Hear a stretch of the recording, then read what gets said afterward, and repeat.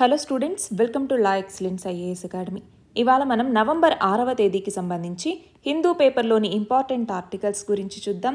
ముందుగా చూడండి, UP మద్రాసా యాక్ట్ని supreme court upheld చేయటం జరిగింది. సో ఈ నేపథ్యంలో అసలు ఈ కేసు ఏంటి, యూపీ మద్రాసా ఎడ్యుకేషన్ యాక్ట్ ఏంటి, ఇవన్నీ కూడా మనం తెలుసుకుందాం. అలాగే ప్రైవేట్ ప్రాపర్టీకి సంబంధించి ప్రతి ప్రాపర్టీని అక్వైర్ చేసుకునేటటువంటి రైట్ స్టేట్కి ఉండదు అన్నట్టుగా సుప్రీంకోర్టు చెప్పింది. మరి ఇది ఏ కేసులో, ఎందుకు ఇలా సుప్రీంకోర్టు చెప్పింది అన్నటువంటి చూద్దాం. మూడవది చూడండి, ఏదైనా ఒక చట్టం యొక్క వ్యాలిడిటీని బేసిక్ స్ట్రక్చర్ వయలేషన్ మీద ఛాలెంజ్ చేయకూడదు అన్నట్టుగా సుప్రీంకోర్టు చెప్పింది. ఆ నేపథ్యంలో అసలు బేసిక్ స్ట్రక్చర్ అంటే ఏంటి, ఇలా సుప్రీంకోర్టు ఎందుకు చెప్పాల్సి వచ్చింది, బేసిక్ స్ట్రక్చర్ కింద ఏమేమి వస్తాయి, ఇవన్నీ చూద్దాం.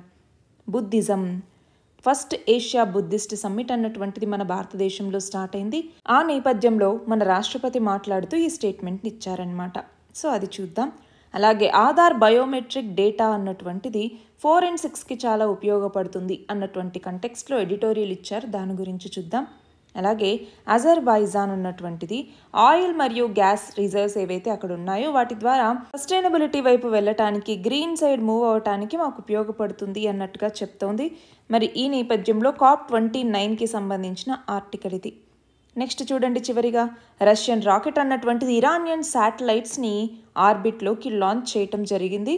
ఆ నేపథ్యంలో ఇక్కడ రష్యా మరియు ఇరాన్ యొక్క సంబంధాలు అనేవి మెరుగుపడతాయి అన్నటువంటి కంటెక్స్ట్ అన్నమాట. సో వీటన్నిటి గురించి ఇవాళ మనం డీటెయిల్గా తెలుసుకుందాం. ఇవాళ మన ఫస్ట్ ఆర్టికల్ చూడండి, యూపీ మద్రాసా యాక్ట్కి సంబంధించి. సో దీనిని మనం పాలిటీ గవర్నెన్స్ కింద చదువుకుంటామన్నమాట. మరి యూపీ మద్రాసా యాక్ట్కి సంబంధించి సుప్రీంకోర్టుకి సంబంధించిన 3 సభ్యుల ధర్మాసనం 3 జడ్జి బెంచ్, దానికి ప్రిసైడ్ చేసింది ఎవరు, chief justice of India justice DY Chandrachud అనమాట. ఈయన ఏమన్నారు, ఉత్తరప్రదేశ్ తీసుకొచ్చినటువంటి UP board of madrasa education act ఏదైతే ఉందో 2004లో తీసుకొచ్చారు మద్రాసా యాక్ట్ అనేసి. సో ఈ చట్టం అన్నటువంటిది వ్యాలిడే అన్నట్టుగా ఆ తీర్పుని చెప్పటం జరిగింది. మరి ఇంతకుముందు చూసుకుంటే మార్చిలో అలహాబాద్ హైకోర్టు ఏమని చెప్పింది, ఈ చట్టం సెక్యులరిజంని వైలేట్ చేస్తోంది అన్నటువంటి నేపథ్యంలో అలహాబాద్ హైకోర్టు ఈ చట్టాన్ని చట్టవిరుద్ధం అన్నట్టుగా ప్రకటించింది. దాని తర్వాత ఏప్రిల్లో మళ్ళీ సుప్రీంకోర్టు హైకోర్టు యొక్క వర్డిక్ట్ మీద స్టే అన్నటువంటిది ఇచ్చి మేము డిసైడ్ చేస్తాము దాని వ్యాలిడిటీని అన్నట్టుగా చెప్పింది. మరి ఆ నేపథ్యంలో 2004లో తీసుకొచ్చినటువంటి ఈ UP board of madrasa education act ఏదైతే ఉందో ఈ యాక్ట్ ఏంటి అన్నటువంటిది చూస్తే, ఈ చట్టం కిందర మద్రాసా ఎడ్యుకేషన్కి సంబంధించి అంటే నార్మల్గా NCRTs అన్నటువంటివి బోధిస్తారు. NCRT curriculum, national council of educational research and training అంటాం. ఈ NCRT కరికులంతో పాటుగా మద్రాసాస్లో ఉన్నటువంటి వాళ్ళకి రిలీజియస్ ఎడ్యుకేషన్ని కూడా అందిస్తారనమాట. రిలీజియస్ ఎడ్యుకేషన్ అయితే Uttar Pradesh board of madrasa education వచ్చిన తర్వాత అది ఏమవుతుంది, ఎక్కువ మంది ముస్లిం కమ్యూనిటీ మెంబర్స్నే అందులో కలిగి ఉంది. అంతేకాకుండా ఇప్పుడు మౌల్వీ అంటూ ఉంటాం కదా, అంటే క్లాస్ 10కి ఈక్వల్ అనమాట. అదే ఫజిల్ అంటే మాస్టర్స్కి ఈక్వల్ అనమాట. సో వాళ్ళు కోర్స్ మెటీరియల్కి వాళ్ళే ప్రిస్క్రైబ్ చేయటం, ప్రిపరేషన్, వాళ్ళే ఎగ్జామ్స్ పెట్టడం, ఇవన్నీ కూడా ఈ చట్టం కిందే జరుగుతాయి.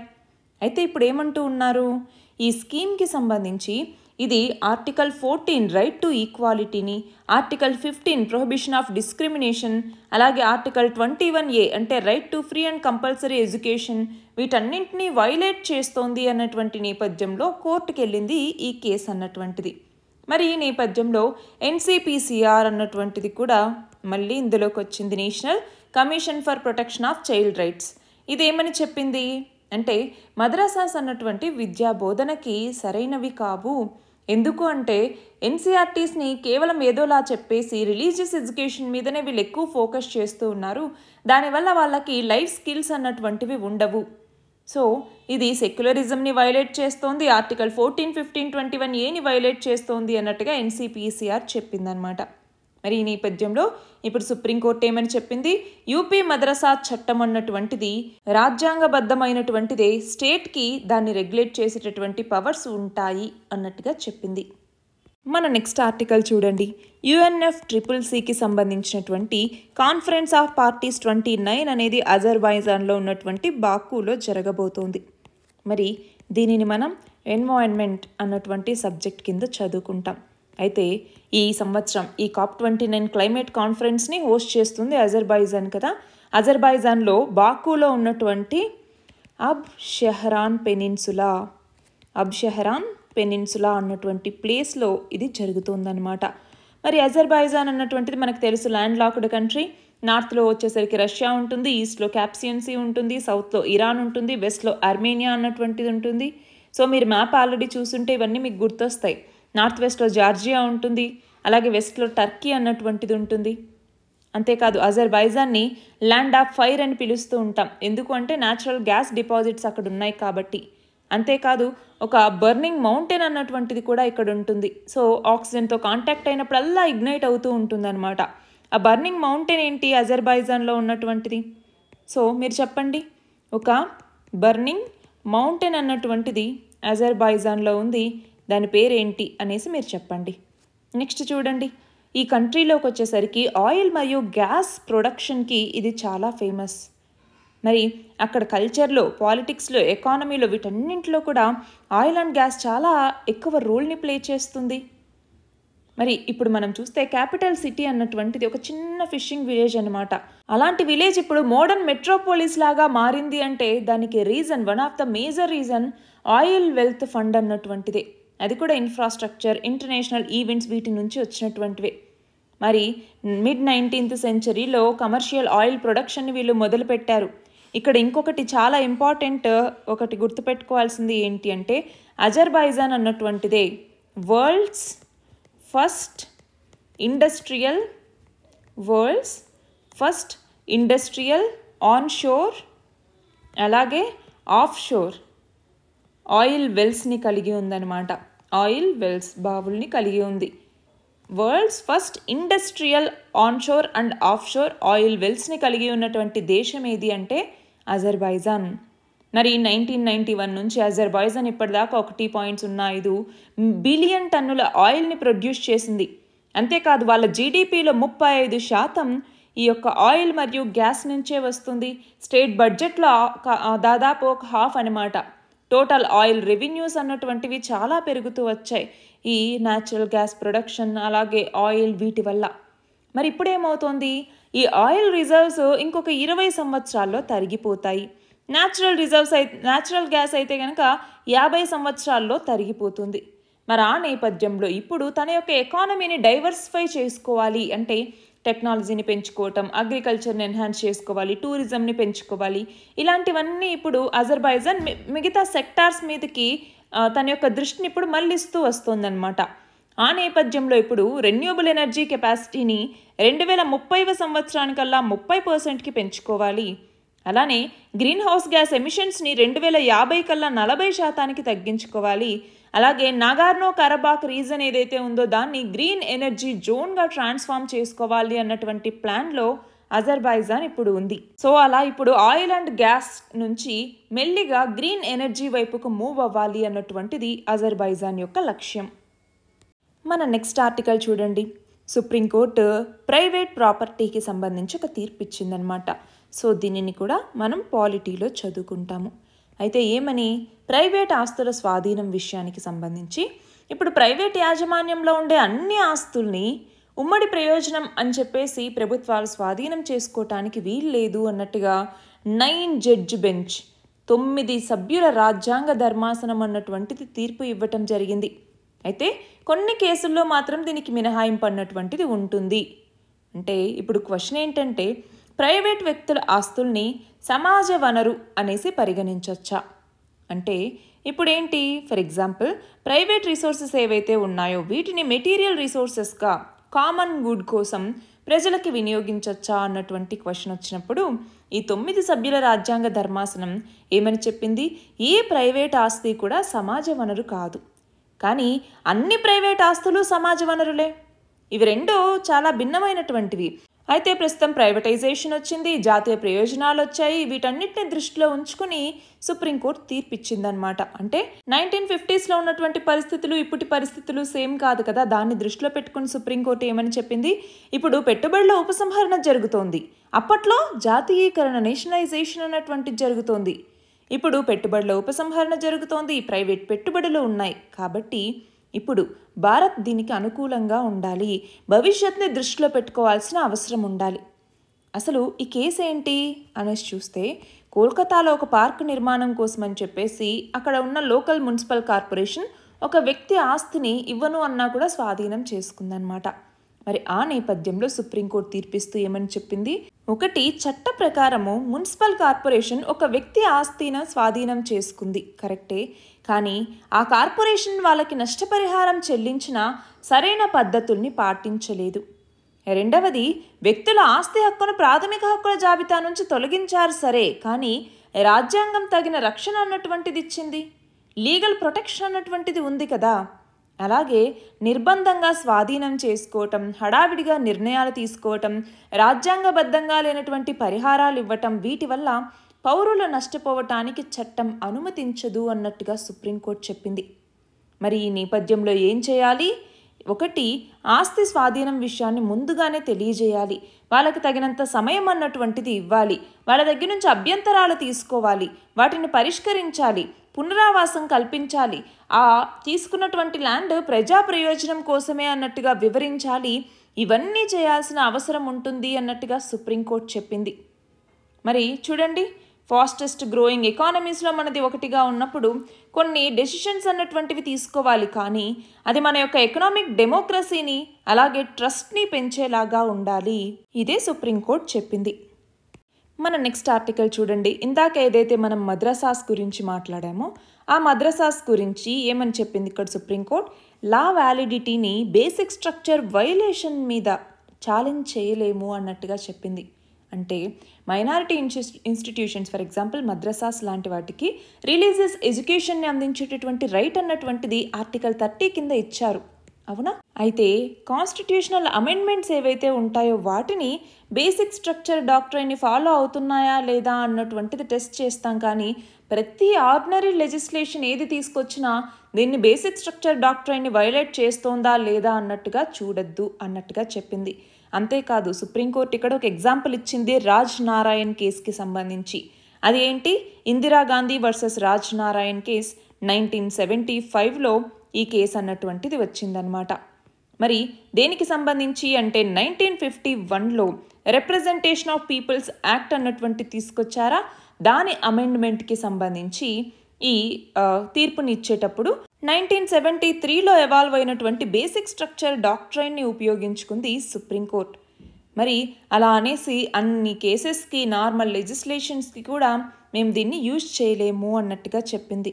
మరి కేశవానంద భారతి కేస్ చాలా చాలా ఇంపార్టెంట్, ఎందుకంటే కేశవానంద భారతి ఈయన 2020లో మరణించారు. అలాగే ఈ బేసిక్ స్ట్రక్చర్ డాక్ట్రైన్ అన్నటువంటిది ఎమర్జ్ అయ్యి 50 సంవత్సరాలు పైనైంది. వీటన్నింటి నేపథ్యంలో మనకి ఎగ్జామ్కి ఇది చాలా ఇంపార్టెంట్ అనమాట. మన నెక్స్ట్ ఆర్టికల్ చూడండి, ఫస్ట్ ఏషియాన్ బుద్ధిస్ట్ సమ్మిట్కి సంబంధించి. మరి ఈ నేపథ్యంలో మనము హిస్టరీలో బుద్ధిజం అన్నటువంటి టాపిక్ కింద లింక్ చేసుకుంటాం, అలానే కరెంట్ అఫైర్స్ కింద చదువుకుంటాం. ఫస్ట్ ఏషియాన్ బుద్ధిస్ట్ సమ్మిట్ అన్నటువంటిది ఢిల్లీలో నిన్న ఇవాళ నవంబర్ 5-6 తేదీల్లో జరుగుతుందన్నమాట. ఈ నేపథ్యంలో మనకేం తెలియాలి, ఇండియా యొక్క యాక్ట్ ఈస్ట్ పాలసీలో భాగంగా కలెక్టివ్ ఇంక్లూజివ్ స్పిరిచువల్ డెవలప్మెంట్ని ఏషియాలో తీసుకురావాలి అన్నటువంటి ఉద్దేశంతోనే ఈ సమ్మిట్ని మనం జరిపిస్తూ ఉన్నాము. అయితే ఇక్కడ గవర్నమెంట్ ఆఫ్ ఇండియా అలాగే ఇంటర్నేషనల్ బుద్ధిస్ట్ కాన్ఫెడరేషన్ ఇవన్నీ కలిసి ఇప్పుడు ఫస్ట్ ఏషియాన్ బుద్ధిస్ట్ సమ్మిట్ని మన భారతదేశంలోని న్యూఢిల్లీలో నిర్వహిస్తూ ఉన్నాయి. మరి ఇక్కడ ఇంకొకటి తెలియాలి, దీని ద్వారా బుద్ధిస్ట్ సంఘాల లీడర్స్, స్కాలర్స్, ఎక్స్పర్ట్స్, ప్రాక్టీషనర్స్ వీళ్ళందరినీ కూడా ఈ సమ్మిట్కి ఆహ్వానించడం జరిగింది. సో బుద్ధిస్ట్ కమ్యూనిటీ ఫేస్ చేస్తున్నటువంటి కాంటెంపరీ ఛాలెంజెస్ ఏంటి అని తెలుసుకుని వాటిని అడ్రస్ చేయటానికి, ఆ ఛాలెంజెస్ని అండర్స్టాండ్ చేసుకోవటానికి, బుద్ధిజంని ప్రమోట్ చేయటానికి కూడా ఇది ఉపయోగపడుతుంది. మరి ఈ నేపథ్యంలో బుద్ధ ధమ్మ అన్నటువంటిది ఇండియన్ కల్చర్లో ఒక వాల్యుబుల్ కాంపోనెంట్. అంతేకాదు మన భారతదేశం యొక్క ఫారిన్ పాలసీకి సంబంధించి, డిప్లొమాటిక్ టైస్కి సంబంధించి కూడా ఈ బుద్ధిజం అన్నటువంటిది చాలా ఇంపార్టెంట్.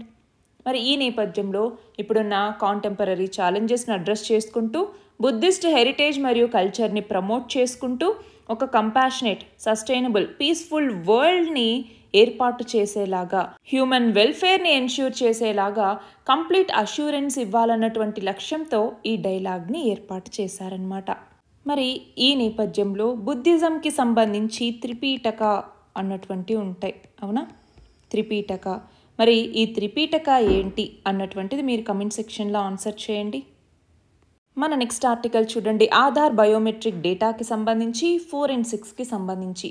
సో దీనిని మనం సైన్స్ అండ్ టెక్నాలజీలో చదువుకుంటాము, అలానే గవర్నెన్స్ అన్నటువంటి టాపిక్ కింద చదువుకుంటాం. అయితే ఆధార్ బయోమెట్రిక్ డేటాను ఉపయోగించుకుని ఫోరెన్సిక్స్లో నేరస్తుల్ని పట్టుకోవటానికి చాలా ఉపయోగపడుతుంది. కానీ ఆధార్ యాక్ట్లో ఉన్నటువంటి ప్రొవిజన్స్ ఏం చేస్తాయి? ఇండివిజువల్ యొక్క ప్రైవసీని ప్రొటెక్ట్ చేస్తాయి. కానీ కొన్ని కేసెస్లోకి వచ్చేసరికి కంపల్సరీ ఆధార్ డీటెయిల్స్ ఉంటే గనక లీగల్గా చాలా బెనిఫిట్స్ అన్నటువంటి ఉంటాయి. కానీ యుఐడిఏఐ అంటే ఏంటి? Unique identification authority of India అన్నటువంటిది స్ట్రిక్ట్ రెగ్యులేషన్స్ని తీసుకొచ్చింది ఒక పర్సన్ యొక్క రైట్ టు ప్రైవసీని ప్రొటెక్ట్ చేయడానికి, అలానే వాళ్ళ యొక్క పర్సనల్ డేటాని మిస్యూజ్ చేయకూడదు అన్నట్టుగా. కానీ ఇక్కడ మనం గమనిస్తే ఆధార్ చట్టం అన్నటువంటిది ఉంది కదా మనకి, ఆధార్ యాక్ట్ అనేసి. ఆధార్ యాక్ట్లో సెక్షన్ 33 క్లాజ్ 1 అన్నటువంటిది ఏం చేస్తుంది అంటే, ఫర్ ఎగ్జాంపుల్ ఈ కొన్ని ఇన్ఫర్మేషన్ అన్నటువంటిది కోర్టు యొక్క ఆర్డర్తో మనము కలెక్ట్ చేసుకోవచ్చు. కానీ కోర్ బయోమెట్రిక్ ఇన్ఫర్మేషన్ ఏదైతే ఉంటుందో, అంటే ఫింగర్ ప్రింట్స్ కానీ, ఐరిస్ కానీ, ఇలాంటి వాటిని ఏ రీజన్తో కానీ ఎవ్వరికీ కూడా షేర్ చేయకూడదు అన్నట్టుగా చెప్తుంది. కానీ కొన్ని కేసెస్ ఉంటాయి, ఎస్పెషల్గా ఫర్ ఎగ్జాంపుల్ అన్నోన్ బాడీస్ని ఐడెంటిఫై చేయాలి అనుకోండి, అట్లాంటి వాటికి యూజ్ చేయొచ్చు అన్నట్టుగా చెప్పటం జరుగుతుందన్నమాట. అంటే అన్నోన్ బాడీస్ అనుకోండి, అప్పుడు వాళ్ళు ఎవరు అని తెలుసుకోవటానికి, లైఫ్ని డిగ్నిటీతో హ్యాండిల్ చేయటానికి, ఇన్వెస్టిగేషన్కి సపోర్ట్ చేయటానికి ఆ ఫింగర్ ప్రింట్ డేటా అన్నటువంటిది ఉపయోగపడుతుంది, అవునా?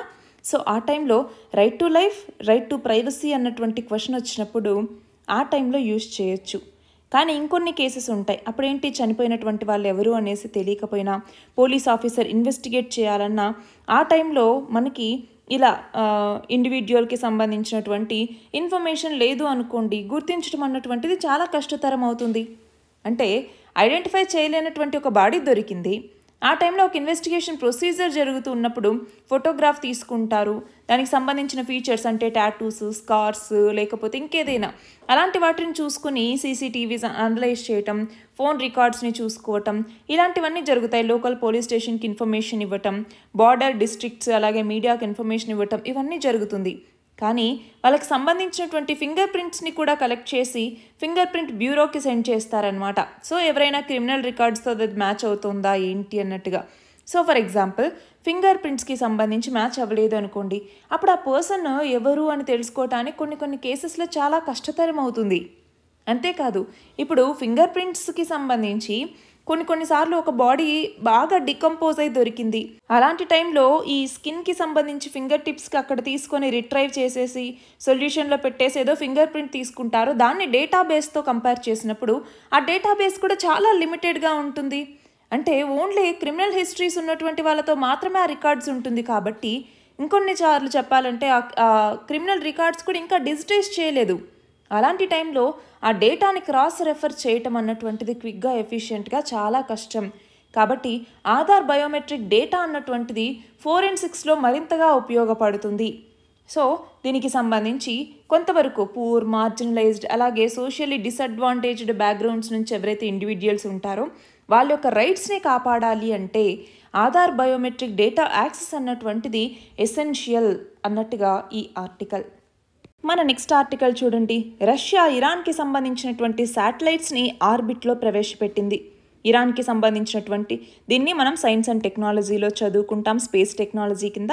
సో ఇరాన్కి సంబంధించిన 2 శాటిలైట్స్, ఒకటి వచ్చేసరికి కౌసర్ అన్నటువంటిది, ఇంకొకటి వచ్చేసరికి హోద్ అన్నటువంటి 2 శాటిలైట్స్ని కూడా కంట్రీ యొక్క ప్రైవేట్ సెక్టార్ తరపున రష్యా అన్నటువంటిది లాంచ్ చేయటం జరిగింది. మరి ఈ నేపథ్యంలో 2 దేశాల మధ్య స్పేస్ టెక్నాలజీలో సంబంధాలు అన్నటువంటివి ఇంకా ఎక్స్పాండ్ అవ్వబోతూ ఉన్నాయి. బట్ ఈ కంటెక్స్లో మనకు తెలియాల్సింది ఏంటి అంటే 2022లో రష్యన్ రాకెట్ ఇరానియన్కి సంబంధించినటువంటి ఒక ఎర్త్ అబ్జర్వేషన్ శాటిలైట్, దాని పేరు వచ్చేసరికి ఖయ్యం అన్నటువంటిది అనమాట. ఈ ఖయ్యంని కూడా రష్యా అన్నటువంటిది టెహ్రాన్స్ ఆర్డర్ ద్వారానే బిల్ట్ చేయటం జరిగింది. అలాగే రష్యన్ రాకెటే దీన్ని లాంచ్ చేసింది కూడా. ఇది కాకుండా ఈ సంవత్సరం ఫిబ్రవరిలో 2024 ఫిబ్రవరిలో రష్యా ఇంకొక ఇరానియన్ శాటిలైట్ని ఆర్బిట్లో ప్రవేశపెట్టింది. దాని పేరే పార్స్-1 అన్నటువంటిది. సో మళ్ళీ ఇప్పుడు ఇంకొక 2 శాటిలైట్స్ని ప్రవేశపెట్టాయి. దాంతో వేరియస్ స్పియర్స్లో కూడా 2 దేశాల మధ్య సంబంధాలు అన్నటువంటివి మరింత ఎక్స్పాండ్ అవ్వబోతూ ఉన్నాయి అన్నటువంటి నేపథ్యంలోనే ఈ ఆర్టికల్. మరి ఇప్పుడు ఇరాన్ ప్రవేశపెట్టినటువంటి ఈ కౌసర్ అలాగే హోడ్ ఏదైతే ఈ 2 ఉపగ్రహాలు ఉన్నాయో ఇవి ఏంటి అంటే మన అయనోస్ఫియర్ పొరని పర్యవేక్షించడంలో కీలక పాత్రను పోషించబోతూ ఉన్నాయి. ఫర్ ఎగ్జాంపుల్ నాసా ప్రకారం చూసుకుంటే అంతరిక్ష వాతావరణ సూచనల్ని తెలుసుకోవటం కోసం మనం అయనోస్ఫియర్ని అర్థం చేసుకోవటం చాలా అవసరం. ఎందుకు అంటే ఈ అయనోస్ఫియర్ ఉపగ్రహ కార్యకలాపాలు, ప్రపంచ కమ్యూనికేషన్ వ్యవస్థ వీటన్నింటినీ ప్రభావితం చేస్తుంది. మరి ఈ నేపథ్యంలోనే ఇప్పుడు ఇరాన్ అయోనోస్ఫియర్ పొరని పర్యవేక్షించడంలో కీలక పాత్ర పోషించే ఈ 2 ఉపగ్రహాల్ని కూడా రష్యన్ రాకెట్ అయినటువంటి సోయూజ్ అన్నటువంటి రాకెట్ ద్వారా ప్రయోగించడం జరిగింది. ఇవి ఇవాల్టి important articles. All the very best and thank you very much.